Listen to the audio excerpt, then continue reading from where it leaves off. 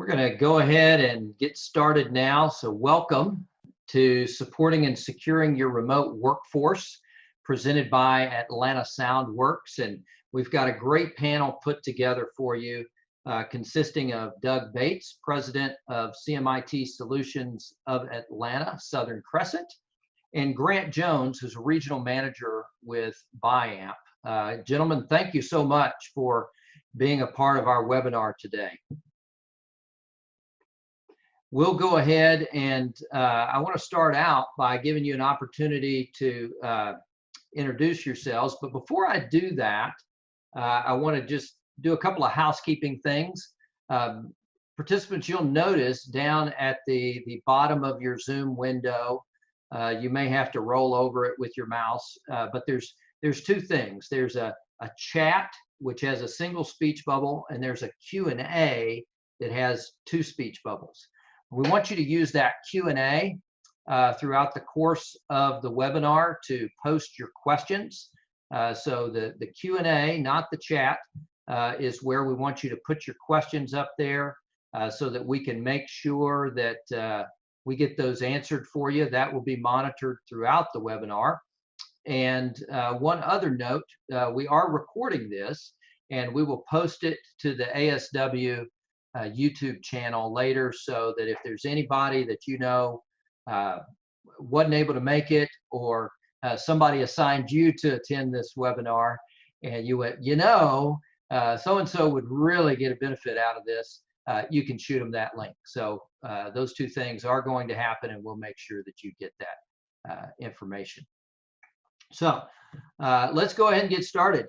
Doug, you want to tell our attendees a little bit about yourself and your background and the services that CMIT provides. Yeah, thanks very much, Chris. Doug Bates with CMIT Solutions. We're a full-service IT solution provider, primarily serving the southern, from Carrollton over to Stockbridge down to Griffin. We do have some clients in the Atlanta market as well, but basically, if it beeps or blinks, we can support it or service it or troubleshoot it from a network infrastructure standpoint.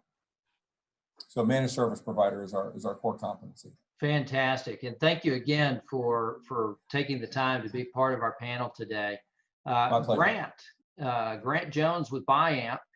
Tell us a little bit about BIAMP and the types of products and services that BIAMP is able to provide. Yeah, so thanks, Chris, for having me on. So BIAMP is a global manufacturer of audio products, specifically DSP, microphones, amplifiers, speakers. We also have a whole host of other family logos, like community loudspeakers, Apart Audio. We just also purchased Cambridge sound masking, as well as HRT, Huddle Room Technologies, which is a new acquisition for us. Since we are a global manufacturer in the space, we try to make sure that we have products and support and services for all of our dealers and integrators throughout the globe. So that's kind of where we specialize in, and we do that very, very well. Fantastic. Thank you, Grant, for taking the time to be a part of our webinar today and sharing your experience, especially in that conferencing and meeting space with our attendees. So let's get started. The first question I want to ask you, gentlemen, is, so much of the remote workplace revolves around access to information, and being able to access information more than likely in a different way than they were accessing information prior to the shelter-in-place order. So what are some of the things, and this is probably more for you, Doug, than Grant, what are some of the things that our attendees need to be sure that they have asked their IT resources to make sure that access to that information is secure? Well, I think the first thing it starts with when you're working out of a home environment, just like when you're on the road at an airport or a hotel, you want to make sure that you understand what the company policies are for accessing their data. you know, a lot of small businesses still work on-premise server infrastructure, so you're accessing back to the mothership. And some have gone, and you know, or you have part of your information in the cloud, whether it be Office 365, and you know, as long as you have internet access, you've got access to that data. But it's really important when you go into your home network that you know, you make sure you have the bandwidth to support what you're trying to do. We get a lot of phone calls regarding, you know, my kids are streaming, or my kids are doing this, and so I can't access my video conference, or my VoIP phone isn't working. I get a lot of static on my VoIP phone. It ties back to bandwidth at their house. And then, you know, if you got a VPN, you know, making sure that how they want you to connect back, that you have a laptop that's, you know, used for work. Some people use their home computers. That adds more risk. You just need to clear all that stuff with your IT department, whether it's internal or a third party like us. Does it fit the corporate policy and guidelines for accessing company private intellectual property from your home network, and make sure that it's protected. Very good. And are there specific things that they need to do to provide that remote access? Do you recommend you know, a VPN? Do you recommend a specific remote desktop client? Well, really, again, you know, for our clients, you know, we have both options. We use LogMeIn Pro for our managed service clients, so they can access remote desktop through LogMeIn Pro, or we're a WatchGuard house for our commercial grade firewalls, and so we can set up VPN clients and put a click shortcut on the home desktop for them to allow them to VPN remotely. We even, you know, we have an office at our house because my wife works remotely some. She does our books, and we actually have a WatchGuard at our house, just a small WatchGuard, so that we have a site-to-site set up so that we're secure, so we're not even taking any chances. We have a Comcast business connection at our house, so we get a static IP address. Those types of things, if you're going to work a lot at home, can just take all the guesswork out of it, where again, you have a commercial grade firewall router on both ends. You've got a static IP address, so nothing changes. You can segregate yourself from the other traffic at your house, if you will. Make sure you've got, again, going back to the bandwidth situation, make sure you got enough bandwidth and you can segregate that so that there's no interference. Also, going to wireless, you know, a lot of people just go home and work on their wireless network. You know, you shouldn't do that because it's public access. You know, a lot of people, you know, you give your home password to anybody who walks in the house. And so, you know, we have a wireless network, and we have our own internal, and we have a guest wireless network at our home, again, just to make sure that our business traffic stays segregated. So those are the types of things, if this is going to go on for a while, or even coming out of this, some businesses may allow people to start working more remotely from home. And those are the types of things that you want to have in place. It allows me to sleep at night, allows our clients to sleep at night, knowing that they're segregated and protected. Yeah, you bring up a great point there with the bandwidth. And so many times what I see as we're working with clients is they get caught up on the download speed.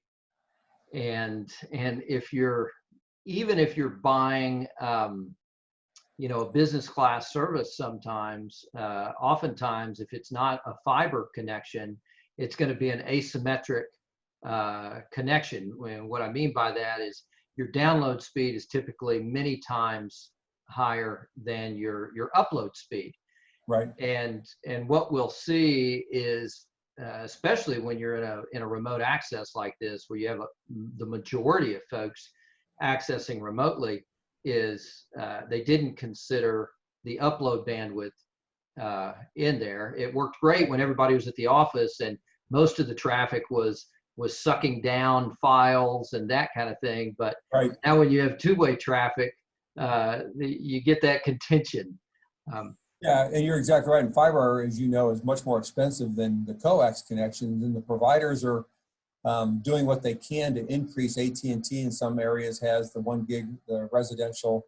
Comcast is coming out with it, but Comcast upload speeds, you know, typically get up to 20, 25 gigs up with the bigger downloads, which usually is adequate for most people to do what they need to do from the house, even if you got 1 or 2 people working. We actually had 4 people working from our home last week, because my daughter and her fiance were down with us for a couple weeks, and so we didn't have any issues, and we have the 250 down and 25 up.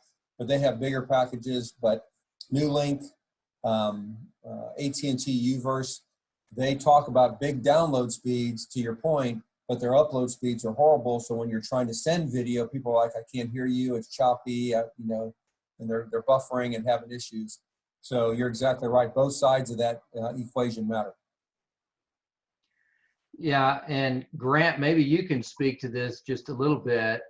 When it does come to creating a high quality online meeting experience or webinar experience, what are some of the bandwidth recommendations? What are some of the tools that you can recommend there as well? Yeah, so in that environment, we see a lot of different types of services that different corporations utilize for that type of communication, whether it's this platform Zoom, or if it's Microsoft Teams, WebEx, Google Meet, and now Amazon's got their own new one that's out now. So we talk to all of them, right? And each one communicates a little bit differently. It seems that some lag behind a little bit, especially once you get later parts of the day, especially in the later morning and early afternoon, once the West Coast comes online, especially for us East Coast people, right? We get great signal, great video, great audio, and then it seems like at 11 o'clock it goes boop, and then you get the phone calls like, hey, this thing's not working great. And we're like, well, there's a lot of traffic on there right now, right? Because everyone's at home right now. So, what we've done is, from our standpoint is, if you're not using the video, cut the video off, right? Unless you just need to see that person, right? Let's focus on the audio, cut the bandwidth traffic down a little bit. But sometimes, those corporations, they want to see their team members and they want to see that you're actually working. They don't want to know that you're sitting like me behind the beach, right? Sitting, and they want to actually see that you're working. So, those are some things that we see and that we see that those guys struggle with. But, we have flavor for everything, right? So whether you're in a large scale conference room, we manufacture products for a large scale conference room, like multiple microphones, multiple, speakers and amplifiers for that larger conference room. And then as you scale down, we've got little systems that go into little huddle rooms, and even like little docking stations that you can carry home and plug in with a really nice mic. So we've got a little bit of flavor for everybody. But I think what it basically boils down to is, BuyAmp has a tool for your toolbox, regardless of what you're looking for. Yeah, something that I want to emphasize to our attendees is every engagement that you have with a prospective client or existing client, even internal within the organization, is a reflection on your brand. And one of the things that's very frustrating, and you've probably experienced this on calls already, you can put up with choppy video, but if that audio quality is not there, it's almost useless to have that meeting, and it's very frustrating at the least. So absolutely. Can you talk about what are some things, Grant? You mentioned the larger conference rooms, and I know BuyAmp has some great product for that, but even the executive from their home office, is there a specific product that BuyAmp has for that environment? Absolutely, and I actually have a piece with me right now. I don't know if you guys are using it, but I'm currently using this device. This is called a BuyAmp Devio system, right? It's a little small device. It's a little bit silly zoom, but it's a little device. It can be mounted behind a display if you have a small conference room in your office, and or as your docking station that your normal computer plugs into. Really, really simple to plug in. On the back of it, you can see that it's got spots for dual monitors. It's got plugins for audio. So if you have like a sound bar and or desktop speakers, really simple. turn around in the front, and it's USB. It plugs right in your computer, right? Really simple. The great thing about this device is it comes with a tabletop microphone, right? And the tabletop microphone has 16 elements built into it. So regardless of where you're located in your room, I think Shane right here has got one in his room as well. It's a great little device. It's better than the little piece that you pick up at Best Buy, a little Logitech, $100 device. But this is what gives you pure, crystal clear audio system. And this whole system together is what a lot of our executives and a lot of our customers are actually selling and dispersing out to their organizations, because they need something that's crystal clear, a device that can easily connect to their system and that can run, Teams, and they can run Zoom calls and everything else. And it's interfaced and intertwined into those different platforms so that they can easily communicate through those, right? So they get crystal clear audio and it passes the video through it. And of course, you can still use your desktop, right? So those are some of the great little things that BiAmp utilizes, and the cost is, minimal. Yeah, that's a great device. And if you want a deeper dive on that device, you can reach out to us at ASW directly, or go to our Atlanta Soundworks YouTube channel. And Brian Patton and I did a real quick, very informal, organic product overview of that. And it is great, because you don't want your senior leadership team trying to impress a client and having a poor audio experience, or Absolutely. using a little $30 microphone, or worse yet, the free one that came with their old Packard Bell system that they had 20 years ago, right? Doug, you look like you've got something on your mind. No, I mean, a lot of people take things for granted because of the use of phones now. We live in a Windows world in what we do, and so a lot of people have the iPhones and they use the FaceTime and those types of things, and they just don't work well for professional conference calls and communication. Again, if you want to do it right, you've got to do a little bit of research, and the products that Grant's talking about are great products in order to give quality. When you're giving an elevator speech to a C-level client, or back to your C-level boss's boss, you want to make sure that you represent, because branding is everything. And that's if you're FaceTiming on your phone, trying to close a deal, that may not represent you very well. That's right. That's right. So while we're on the topic of these collaboration tools, what can you share with our attendees about some of the basic steps they need to take, maybe some of the settings they need to be looking for in those tools and utilizing to make sure that their meetings are secure, or as secure as they can be on those platforms? Is that for me or for Grant? Either one, whoever wants to take it. Well, so I'll tennis that one over to Grant, since it's his devices.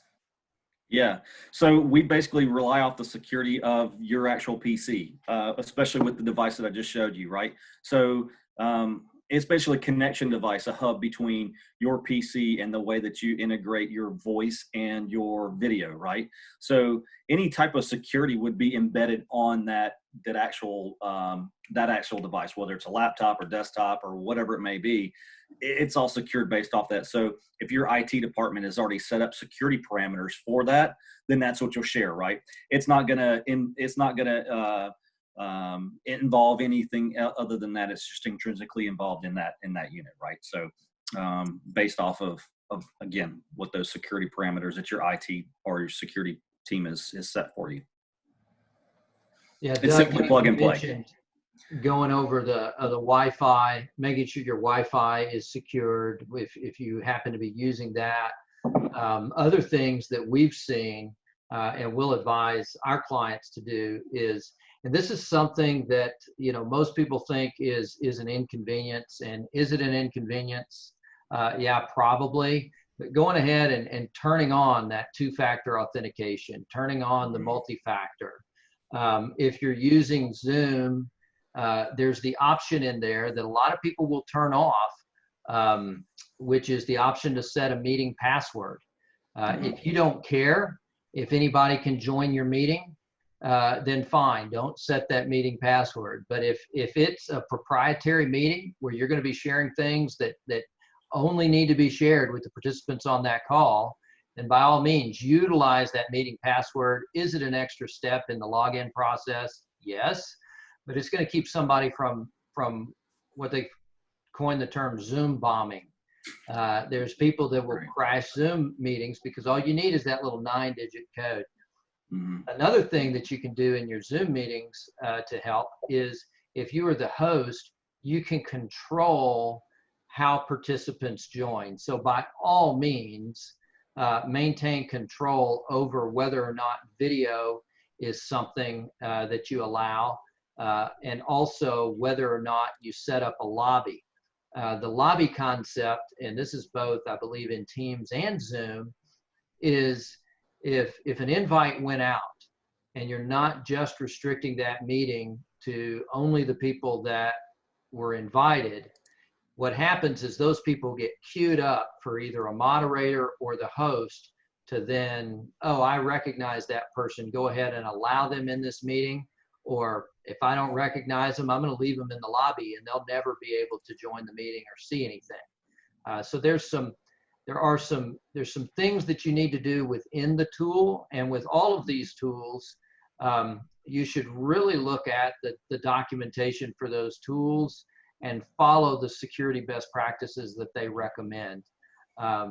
Yeah, it might add an extra step in the login process, but it's going to allow you to keep your meetings secure and make sure that that online environment is great. It does you no good to follow all the stuff that Doug talked about and make sure you have your network set up really tight so that you're controlling remote access to that information. If somebody could just crash a meeting and get access to some of that anyway. Yeah, and Chris, go ahead, Doug. Sorry, I was going to say, I think one of the things that, and this goes to the human mindset, is when you're in the office and you're kind of in business mode, you're paying attention to those things. It's the protocol for work. When you go to home, sometimes subconsciously your guard's down because you're used to just doing whatever you want at home. And so you may not be as diligent in following those protocols. And obviously it's more important to follow the protocols when you're at home in an outside network, accessing your internal network and your internet. And you talk about security, we have a ton of HIPAA compliant employees that are working from home because now they're doing tele appointments for medical care right now. So all of that comes into play when you're doing billing, you're accessing patient records, FINRA, the financial services industry. There's a lot of regulations regarding how to manage that information and protect that information. And when you're a remote employee, a lot of that burden now falls on you to make sure that you're following those protocols, because I can set you up and give you the shortcuts, but if you're letting people in your family look over your shoulder at your screen because your kid wants to come in and ask you a question while you've got a patient record up, that's a HIPAA violation. Or you've got somebody financial records up because you're a trader for them or you're a financial planner and you've got somebody's personal information up. Those are the types of things that you need to keep in mind, how to protect not only from a technology standpoint, but also from an environment standpoint that are really critical for people at home. Because I promise you, we in the industry hear about, breaches and things that are happening. A lot of it doesn't get public, but there are issues that are happening because people are not taking that step. They're out on their balcony and they're just cruising, having a margarita, doing their work, and they're looking through patient records, and their kid's boyfriend comes over and sees something. It's just stuff like that. It can get really bad in a hurry.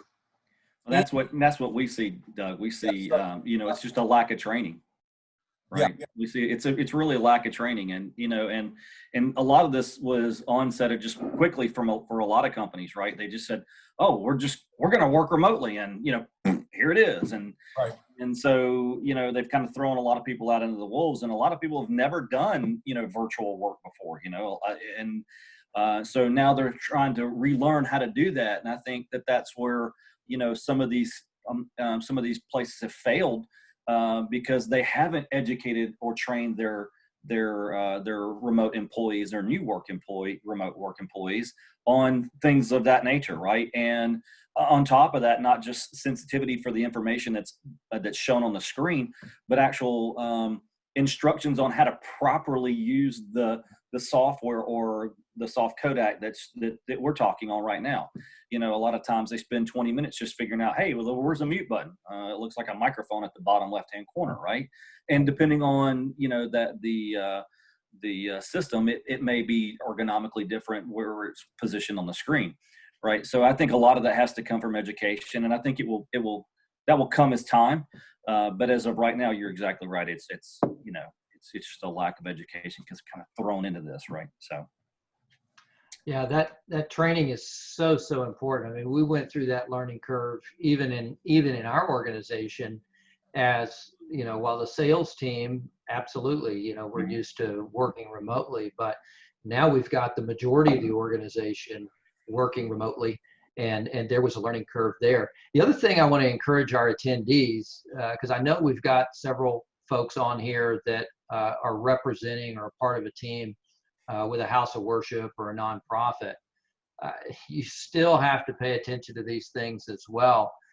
In addition to, medical records, anytime you're handling what we call PII, which is personally identifiable information, right? Donor list, how much somebody is contributing to the congregation, address information, email information, all those things that are part of your normal membership role. If you're a house of worship, that information is proprietary and needs to be protected. So you need to, a lot of times, what we saw, especially in smaller organizations, and Doug, you've probably seen this with some of your clients that just have maybe a break fix type relationship, right? They've got your business card in their drawer, and when something goes bump, then they call, hey, I need some help. A lot of those companies, if they didn't call somebody like yourself, Doug, somebody in the office went, you know what, at my last company, I used Log Me In or Go to My PC, and that worked great. And everybody goes, oh yeah. And so they're in this mad scramble to figure out a solution to remote access and shelter in place. And they just do all that without fully thinking through all of the things that need to be in place, right? Setting effective passwords on that, using the multi-factor authentication to make sure the person that's logging in is indeed who they claim to be and is authorized to access that machine and the information that it has access to as well.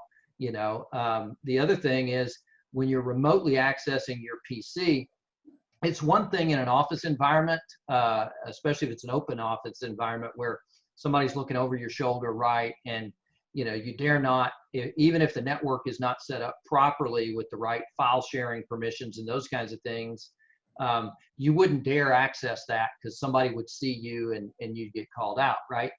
You don't have that in a remote access environment.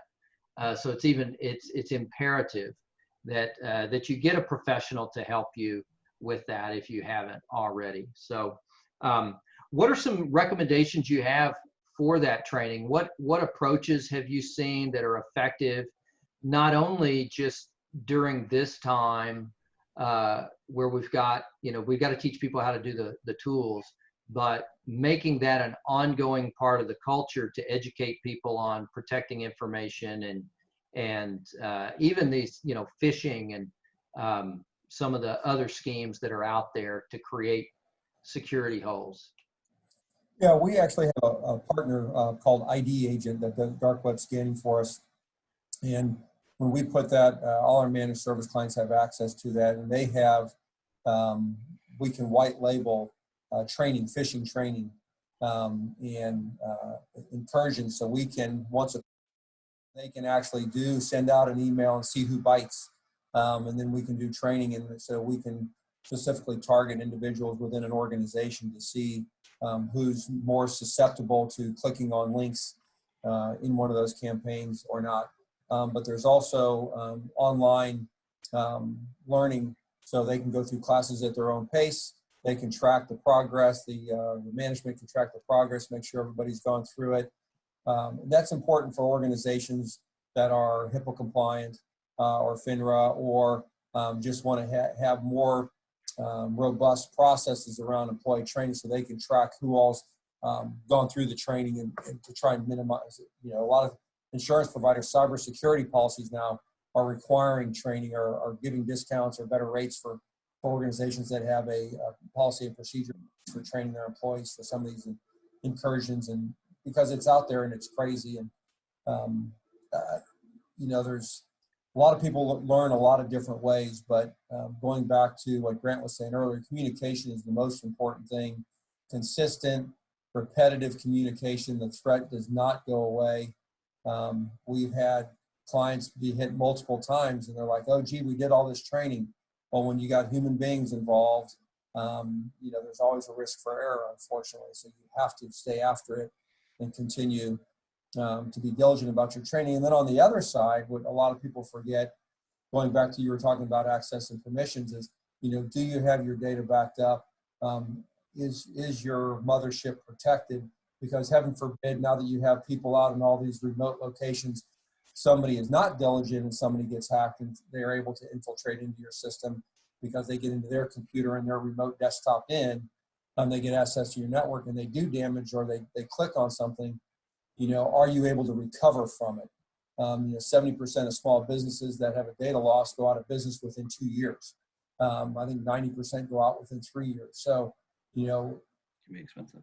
you have to have that plan in place as a parallel path, because inevitably there's more people out there on the internet now than there ever were before, because they're now not on intranets, they're actually out on the internet. Chances are better you're going to bump into somebody that has bad intentions, and so you just need to be prepared for it. Yeah, and that's what we've noticed too, is that you know, now that everybody's working from home, right?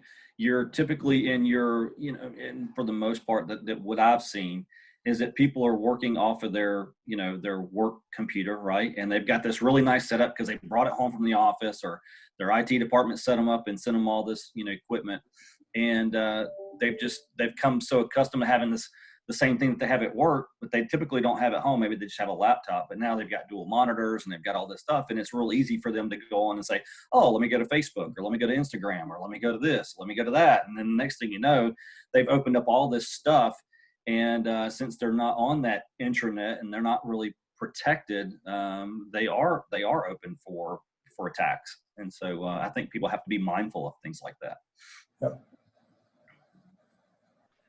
Yeah. Speak a little bit. We talked about conferencing tools. Something else, you know, a lot of people think about the, you know, the IT component of being remote and business resilience. What I see often overlooked is on the telecommunications side. What are some things, Doug, that you coach your clients when it comes to creating a resilient telecommunications infrastructure, so that if for some reason they're not able to physically access their office, they're not out of business or out of communication with their clients? Yeah, you know, there's a lot of great products out there. We actually use 3CX. There's a number of them out there that, you know, we have a phone app. So it's a voice over IP phone system that has a phone app, so that if we have an ice storm or bad weather and our guys can't get in, they're still able to take the phone calls. We can still do transfers, and they can load it on their desktop as well, or laptops when they're out. So it allows them to basically take the handset with them. And right now, where we have employees working from home, we've actually, you know, just let them take their phones home and they plug it into the internet, and we're all doing extension-based dialing. So voice over IP systems are very conducive to what the environment that we're in right now. You know, a lot of clients, they'll come to us, and before this shelter in place, they'll say, oh, I need a new phone system. Well, where are all your employees? Well, we're all in the same office. We want VoIP. Well, why do you need VoIP? You're all in the same office. You know, it's a lot less expensive maybe to look at an on-prem phone system with 8 handsets. Well, now when everybody's spread out, voice over IP does make sense because of all the feature sets that allows and makes you seem and work more seamlessly. So, finding a voice over IP, Jive, there's a number of them out there. Finding one that works for you and your company and has the feature sets that you're looking for can make working from home seamless, and you can do it after this is all over and we get back to work and we get back to a more normal environment. I'm not sure we'll ever return back to where we were, so I think voice over IP will become more easily and readily acceptable, so that if something like this ever happens again, they can switch very easily and seamlessly. I think that's what's going to be the outcome of this. Even if we all come back to the office, the ability to work remotely, we've gone through it. A lot of these problems are going to be mitigated in the future. I agree. Yeah, I was having a conversation with somebody the other day, and this is something I've been predicting for quite a long time. Before my time with ASW, I spent a lot of time traveling all over the world, working with different teams and coaching management teams and seeing these different organizations. And one of the things that I saw as a trend coming is the office, the physical office, the workplace becomes more of a collaboration environment, and almost kind of like a WeWork or one of those co-working spaces where, you come together as a team when you need that, because there's nothing better than that face-to-face when you are needing to collaborate and work through an issue or do some innovation or solve a problem, having those whiteboard sessions.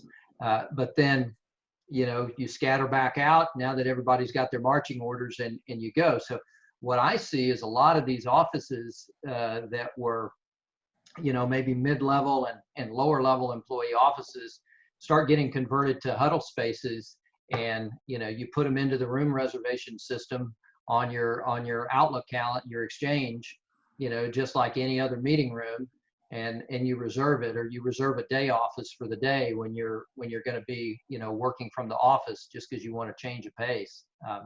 Yeah, absolutely.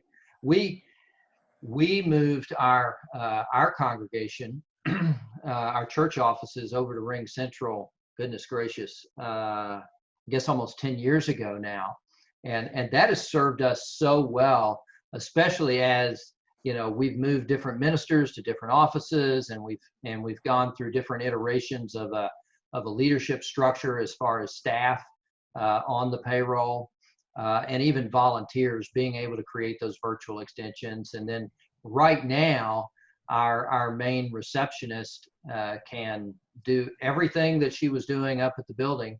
Now she just does it from the house, including transferring the call to whoever's appropriate. So yeah, that's something that I want to be sure our attendees keep in mind, to not overlook. The IT side, yes, that's very important, and access to that information and the collaboration tools, but also making sure that your clients can communicate with you easily still through those traditional channels as well. We're coming up on the end of our time. If you've got any questions, make sure you enter those in the question and answer section. And we've got a team that's watching that to make sure we answer those. And while we're waiting on those last minute questions to come through, Doug, Grant, any closing thoughts for our attendees?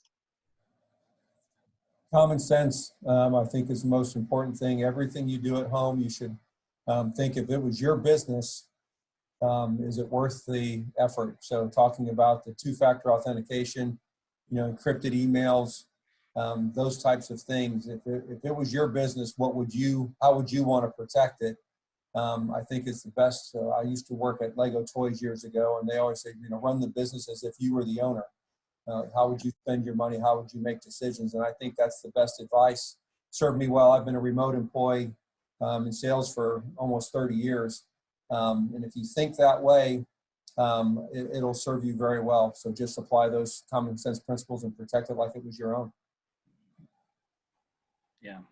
And, from the manufacturing side, I mean, it's you get what you pay for, right? So, if you buy cheap products, expect a cheap result. If you want something, customizable and that has a brand recognition and a history with a very small failure rate, pick up the phone, call your local integrator, call ASW and say, hey, what do you recommend? So call the experts. Yeah, I appreciate that, guys. And so much it comes back to that brand experience, and what is the experience you want both external and internal customers to have with that brand.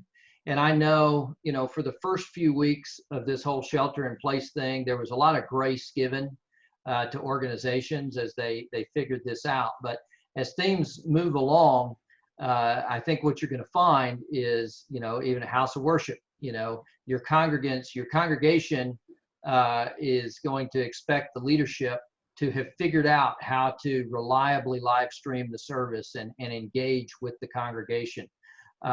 If you're a business, your clients and your employees are going to expect that by now you have figured out how to gracefully and elegantly communicate and collaborate in a way that creates a positive reflection on your brand. And to both Grant and Doug's point, it's security, and then it's also you get what you pay for. If you're trying to do that IT in-house and you truly don't have that expertise in-house, you absolutely need to get an expert. If you are out there looking for communication tools, whether it be webcams or microphones, conferencing systems, those kinds of things, if you're out there trying to sell a $20, $30, $40, $50,000 product, and you're using a $20 microphone and webcam, there's probably a misalignment between your brand image and what you want it to be. So thank you so much. Thank you, Doug. Thank you, Grant, for your time and sharing with our participants today. Thank you, folks that were attending. We will make the recording available on the Atlanta Soundworks YouTube channel, so be watching it there. We'll also paste the link out through our social channels. If there was a question that you think of as soon as we end the webinar, you can always reach out to us, aswav.com. You can also give us a call. We're still answering the phones. We've got the office staffed in compliance with all of the shelter-in-place orders. But that number is 770-716-7400. And finally, you can always send an email to gurus, GURUS, @aswav.com. Again, this is Chris Reese with Atlanta Soundworks. Thank you so much for your attendance today, and thank you again to our panel. Thank you. Thank you, gentlemen.